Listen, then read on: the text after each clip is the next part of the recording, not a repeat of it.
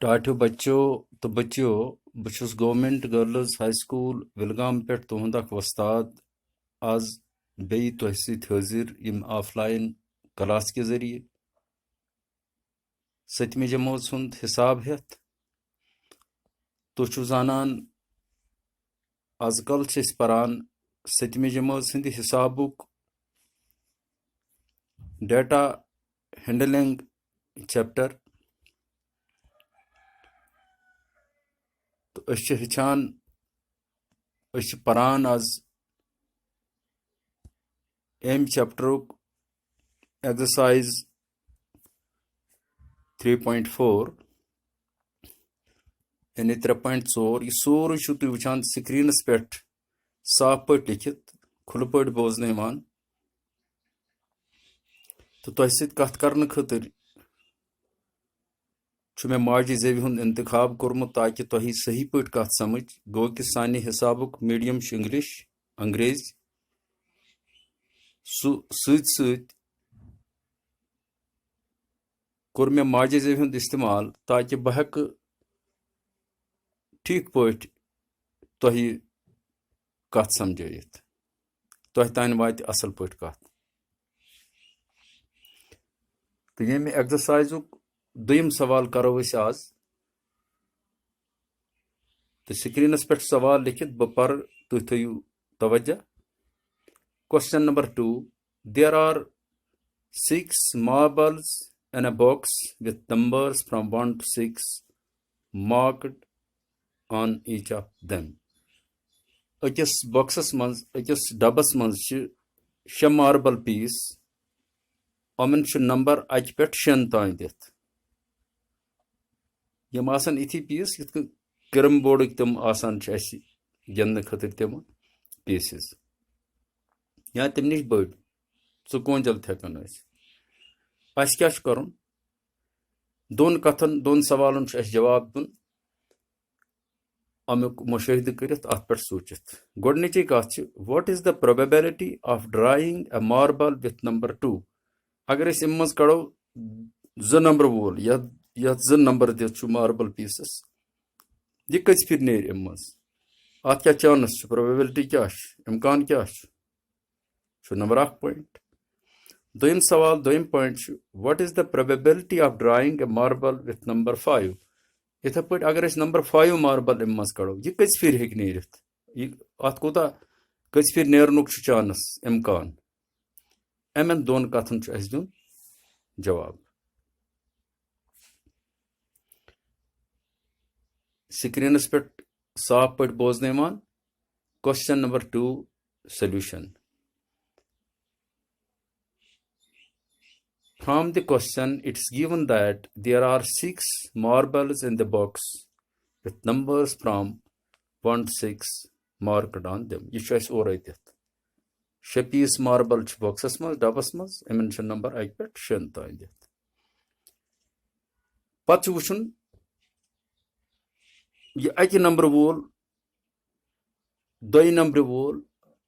3 4 5 6 तान प्रत कुन खतर वो फार्मूला क्या मगर आमुत सिर्फ 2 तो 5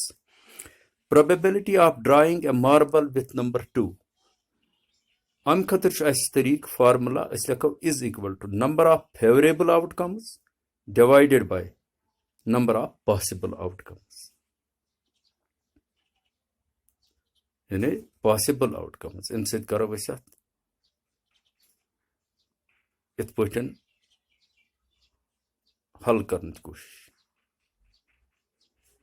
प्रत कह नंबर तुम थो तवज्जो प्रत कह नंबर 1 पे 6 तान 1 फिर लिहाजा क्लियर कथ अत मज कह पेचीदगी सुत तो साफ कथ 1 नंबर कड़ो यह नेर 1 फिर मगर कचो मज नेर 6 कड़न पत नेर 1 नंबर 1 फिर 2 नंबर ये 6 नंबर कड़ो 1 फिर 3 नंबर इथे पे युस नंबर 6 तान कड़ो ने 6 मज नेर 1 नंबर 1 नंबर 1 पीस यह यथ मज हिकमत यह यथ मज राज वन क्या लिख number of favourable outcomes favourable outcome गो फेवरेबल गो युस यू आस कड़ुन आस 2 5 6 6 4 3 युस यू कड़ुन आस फेवरेबल ये 2 फेवरेबल युस ये आउटकम यह 2 यानी दोयम नंबर कड़ुन मगर नेर कस फिर वन यह नेर कस फिर probability of drawing a marble with number 2 नेर यह सिर्फ अच फिर तिक अकु अत मज इसलिए लिख number of favorable outcomes divided by number of possible outcomes यानी दोयम नंबर पीस नेर अम मज सिर्फ अच फिर शेयो मज सह गो 1/6 यह गो अमुक आंसर तो सोचो अत पे अत कन्फ्यूजन गसित मगर ये तुम गौर करो अत पे बह क्या वन अत मज कह पेचीदगी यह सोत साफ पे कत समझ तो बेल दोयम पार्ट करो तम सत गह ज्यादा वाजिया वुचतो तुम solution from the question it is given that there are 6 marbles in the box with numbers from 1 to 6 marked on them इथे पट अज पे 6 तान नंबर दित 6 पीसन मार्बल पीसन बॉक्स मज लकटिस probability of drawing a marble with number 5 यत 5 number marbles दित अमुक इम्कान कोता यह कस फिर नेर मज इथे पट वुचो तुम number of favorable outcomes number of possible outcomes यानी number of favorable outcomes divided by number of possible outcomes possible outcomes 6 piece नेरन मज 7 नेरन कि 8 नेरन कि 6 ये कड़ा गो 6 मज नेर 5 नंबर पीस अज फिर यह गो 1/6 यानी 6 पीसों मज नेर 5 नंबर वोल पीस अज फिर इत पे तोर तह फिक्र कि 2 नंबर पीसुक चानस अज फिर नेर 5 नंबर पीसुक चानस नेर अज फिर 6 पीसों मज तो यह यम सवालुक हल यम सवालुक जवाब चूंकि मैथ्स मज यम ते सवाल प्रश्न अम खतर कि अत मज कह मामूली पेचीदगी थावन मगर यह सह पेचीदगी कह हल गि यह सानिस दिमागस एक्टिवेट करान सानि दिमाग सोचनुक पावर विट तम रेडीनेस एक्टिवेट करान शार्प करान तम सकान ज्यादा सोचित तो इन चीजन हूं जवाब दित मे उम्मीद तुह सवाल बज़ाहिर लुक सवाल बासान मगर मान मतलब कि बोड़ सवाल यह कर बुत बाकी बड़ बड़ सवाल हल करनस मज मदद इसलिए ये मज कह महरो ओर किताब मज कह पार्ट कह सवाल कह डेफिनेशन कह कोटेशन दिसम यह फजूल कह अत मान मतलब यह समझाने खतर बेल बुनियादी चीज क्लासन मज समझो तो यम सात तुम पगह 8वीं जमात मज वो 9वीं 10वीं जमात मज वो तुक मैथ तन यम चीज समझाने तन सवालन मज इनक्लूड कर चीज तत कर उस्ताद क्या अलग पे समझाए तो यम चीज ना ये बे कुन सब्जेक्ट्स मज मसन अक्स क्लास मज पन लॉन्गिट्यूड लैटिट्यूड डायरेक्शनस बाकी पत सात ब्रो कुन क्लासन मज गसान 9th 10th यह तुह पोर्मुत 6वीं 7वीं 8वीं मज 9th 10th मज तत वन उस्ताद कह अलग सह वन लैटिट्यूड तुह गि पता क्या गो सह वन लॉन्गिट्यूड इथे पे ये 10वीं मज वातो वनो एंगल 9वीं मज वनो एंगल वनो ट्रायंगल वनो एरिया लकटन क्लासन मज मिडल या प्राइमरी क्लासन मज यम सात तवज्जो थोमुत तुह पाने हुत समझ उस्ताद क्या मे यसान समझावन इसलिए मेन बार बार तुह नसीहत अजक पे थो इन चीजन हूं ख्याल यम जानो सहल कह अमन कुन थो तवज्जो मे उम्मीद कि अगर तुह पुज किन तवज्जो थो तुह गह जहें मुश्तिकार यह रोज तुह हमेशा खतर याद तो बेम लेक्चर वनस खास कर बह कर पन कत अगर तुम स्क्रीन पे साफ तुम हूँ स्क्रीन शॉट तुलित या ब्रोट कन थो वीडियो बिल्कुल पर साफ पे कॉपी पे लिखित और किन अगर किताब हन तत गो यह कत एक्सरसाइज क्वेश्चन कत बिल्कुल गि किताब सत रिश्त सटुन कह लेक्चर खुद यम कत ज्यादा अहम यह मे क्लासुक तजुर्बे बचन सत नत गसान कत कत आशुर योर वन कत यह बच्चस तान वच कम्युनिकेट गम ये वार्म अप एक्टिविटी गई कह बच्चे तैयार गो कह ये बानस मज त्रावन चीज ये तथ चोक हर कुन तो बुत बोन कुन उस्ताद सज मेहनत क्या कर लिहाजा मोन तरीक रूदमुत बस तह क्लास मज तना खास कर तम बच्चे यम मे क्लास रूम के हवाले जाना बस कत वाश कड़ा तत गो कि यह वीडियो हे तिमन बच्चन तान वत यम डायरेक्टली क्लास रूमस मज जानान यह तहद खतर खास कर मेन टारगेट माने स्कूल बच्चे यह जिम्मेदारी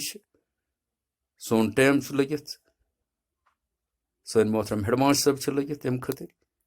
कि यमन हालातन मज यह मुमकिन सपद गो बच्चन तान वातन इसलिए मैथ के हवाले में तह वोनमुत यह सह सब्जेक्ट ये मज समझन जरूरत ये गोटाफिकेशन चलान बे मन सिम्बल्स साइनस एब्रिवेशनस अमन हुंद इस्तेमाल एप्रोप्रिएट कत करो कित पे करो इसलिए कत समझन कोशिश करें तो यम सात किताब हन थो यह वो यह कुछ एक्सरसाइज यह कत सवाल कत रोज तह जहनस मज यह गह प्रंट जहनस मज पत तुलु करू हल अख रूद मे आवाज मज यह सवाल तह ब्रो कन बे स्क्रीनस पे तह लिखित बे तुम कॉपी पे लिखियो गई तह बे practice makes a man perfect और यकीन थो तो यह गह जहां तुम मुश्किल सवाल यह कर तो हेल्प न खोचू तुम अक्सर सन बच्चे खोचान हे हिसाब अस तगान अस न समझ यह यो वजह कि ओकुन दिलचस्पी कर्म तो अल्लाह ताला थो तुह वारकार बे दिनो तौफीक हिम्मत इल्मिच वत मज मेहनत हिम्मत तो तौफीक ती दिनो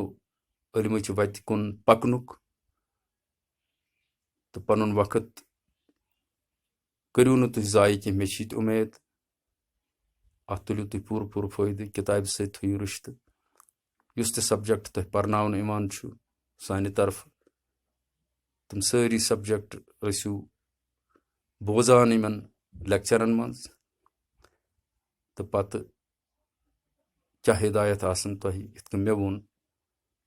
तो तिमन पे करू अमल करने कोशिश अत सत थो पन्ने सेहतुक ख्याल पन्न गरकन हंद सेहतुक ख्याल अकिस मदद करनुक जज्ब उबरू पानस मज बे करू कम युस अस लिंक दिन आमुत नो LMS तथ सत करू पन पान कनेक्ट तिकाज प्रथ स्टूडेंट पन अलग ID पन अलग पासवर्ड तो सह कर तथ मज शामिल सपदन कोशिश पत वुच यम त क्लासुक तमिस वीडियो आस वुचुन बे कह मटीरियल आस तथ मज वुचुन सह हेकि बिल्कुल आसानी सान सह वुचित यम सात सह पनुन ID पन पासवर्ड एंटर कर तस यह सोरे ब्रोह कन तो आसानी सान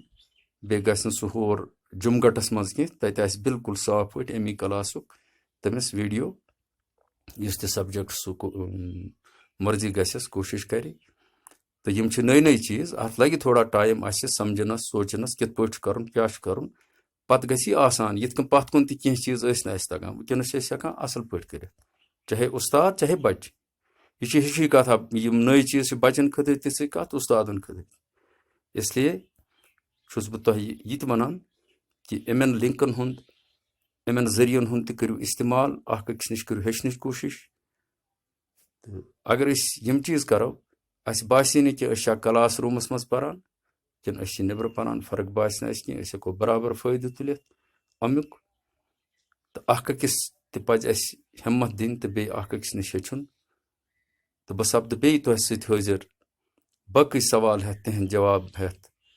बे तुहंद खतर यी त मे जहनस मज यी कि मे पज तुह वनुन तम कथ हेत तो वनस बह तुह रुखसत इंशाअल्लाह बे समखो पगह तुहंद खतर नेक जज्बात